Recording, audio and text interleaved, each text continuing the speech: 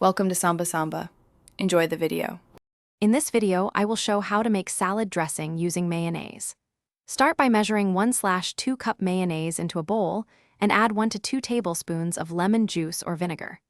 Whisk in 1 teaspoon Dijon mustard and a pinch of salt and pepper until smooth. Taste and adjust acidity or sweetness with honey if needed. Keep a little water to thin to desired consistency and store chilled in a jar.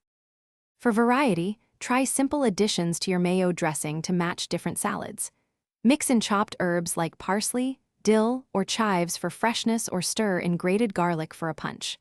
Swap lemon for orange or lime to brighten the flavor, or add a teaspoon of honey to soften acidity. For a spicy kick, add hot sauce or cayenne and whisk until evenly blended. Adjust salt to taste before serving chilled. If you are enjoying this guide, please subscribe and like. It really helps me make more content.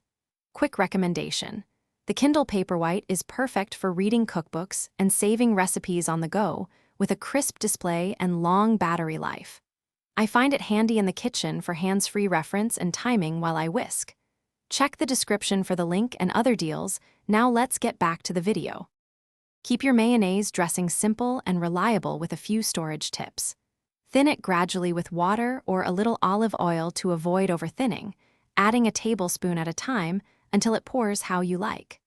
Store the dressing in a sealed jar in the refrigerator for up to 5 days, and always give it a quick whisk or shake before using to recombine separated ingredients.